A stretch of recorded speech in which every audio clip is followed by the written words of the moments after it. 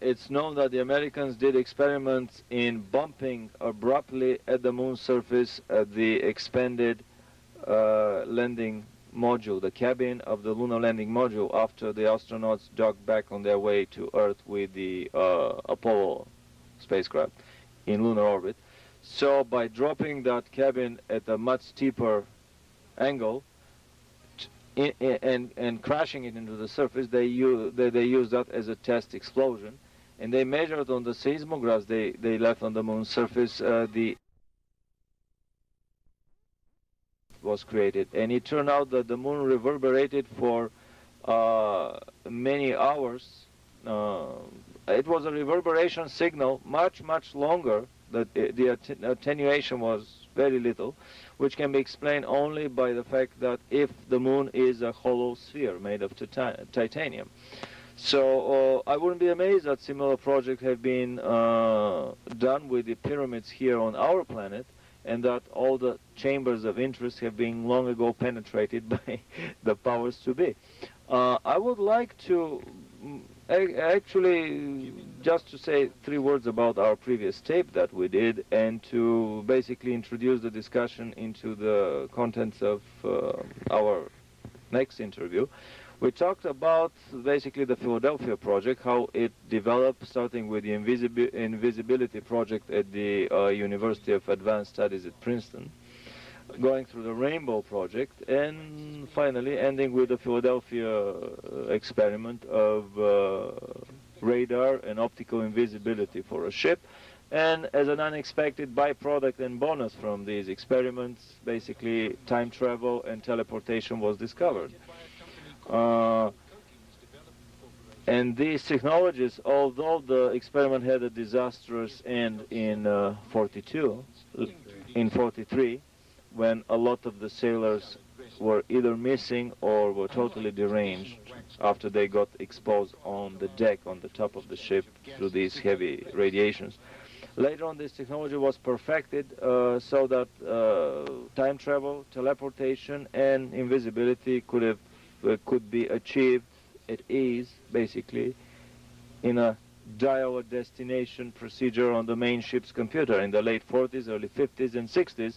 And right now, as our and many other sources have said, basically all nuclear-powered carriers and the stealth bombers and fighters have this portable Philadelphia technology of invisibility, teleportation, and time travel. So with this behind us, I would like to basically steer the discussion into the next big project, the Phoenix/Montauk project, and all the subsequent experiments with travel in the universe with a technology that is way more advanced even than the teleportation technology. This is the technology of the time tunnel, the time portal, this tentacle that can be spread from between any 2 points in our galaxy or universe and transfer a human being, a celestial being, or a cargo or material to a base on a different planet. Right. You know, that was the final phases of the Phoenix project. It was sometimes called the Montauk project for the simple reason that the master control point and the major research was done at the base at Montauk, and that was, of course, originally known during World War I as Fort Hero, an Army base, also Navy, because they had 2 underwater submarine pens, which were there operational till 1983. But during the period of time between World War I and World War II, it was still a military base. When World War II was over, and eventually the Air Force came in and used it for a period of time for experimental radar systems. And eventually a SAGE system was installed about 1963. Some 25 of these were installed around the U.S., operational. And 68, 69, they phased them out for the simple reason that they've now had something better, the DuLine project, and then eventually the BMUs, which were across northern Canada. And it was felt that the detection capability of over-the-horizon radar with those systems was far superior to the ones which were called the SAGE projects. So SAGE projects were shut down and abandoned. And the Air Force and the military walked out of these bases and left them surplus. And they were carried on General Administrative Services roster particularly Montauk and most of the others, as surplus property abandoned. They didn't know what to do with it, and they didn't do anything with it until 1986, which was after the project had collapsed. But in that environment of a collapsed base with all of the buildings there, an underground facility which had been built in the period of about 1928 to 31, which is somewhat getting ahead of the story, but nevertheless they had a perfect facility for doing what they wanted to do.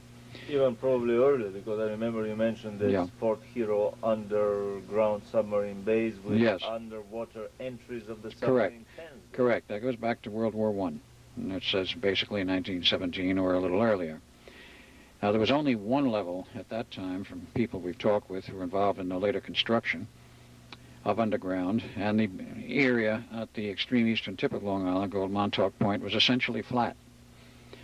About 1928 through 31, the Army Corps of Engineers comes in and other contractors, and they build 5 additional levels above the original low one. And after they completed all the construction and all of the elevators, shafts, and all of the other work which got them from one level to another, they covered everything over with tons and tons of dirt, planted trees, shrubs, and grass, and made it look like this grassy knoll, no pun intended, this hill had been there forever. And it was a perfect disguise, completed in 31. Who gave a hoot as to what went on at Montauk in 1931? The only people out there at that time was the lighthouse keeper for the Montauk Lighthouse. I would like to add here a little comment. It's fascinating for me to discover the precursors of certain secretive developments of our present days. For example, it took Bill Cooper several years to convince the large public, the public at large, of the existence of massive underground research and development installations, of massive underground Frankensteinian factories for genetic research. But we discovered that, I was astonished myself to discover that similar massive underground facilities existed in Nazi Germany 50 years ago. And through your stories, I realized that their precursors could be found even almost a century ago, developed by the military with the very same purposes, to have a convenient spot, not observable by the general public, not scrutinizable by anyone, where they can run their black projects. Sure. And this was a military base with an outer fence and an inner fence, and they could set military guards there, and they did. Now, going into the history of some of the projects which went on there, one has to go back to Nazi Germany in the period of time prior to World War II. And during World War II, they were working feverishly on mind control projects. There were a number of people who were involved with these who were smuggled into the United States in the period from 1933 to about 1942. I don't think we didn't smuggle them out under the war years, because underneath all of the facade of this world war, and we were going to bomb the blazes out of Germany, which we did later, there was a lot of covert cooperation between the two governments on research. Now, this is hard, perhaps, for some people to accept, but it is a fact which can be proven. Number one item, which has nothing to do with the Montauk project, but which helped to maintain the stability and the functioning of the German military through the major part of World War II, was the fact that when all of the Ploesti oil fields were bombed and blown up and they had no more oil left for gasoline, guess who comes to the rescue? Standard Oil Company of the United States, New Jersey, and gave them the process for converting coal to gasoline. Which so this is an American process. This is not a German process. That's correct. I've always thought. We have always been told it was a German process, which they developed. They did not. It was developed here in the U.S., and that process probably dates back to before the turn of the century, and that's a very long story in itself. In any case, they gave them the process, helped keep the war going, and who knows what other things were done to help keep the German war going, because this war, that is the one in World War II between Germany and the Allies, was not what it appeared to be. It was not a war of politics. It was not a war of borders. It was not a war of people against people. It was a war of banking interests against banking interests, who, no matter who won or lost, they all made tons and tons of money, because the munitions had to be built to fight the war. Well, actually, this was a war of the bankers against the whole humanity.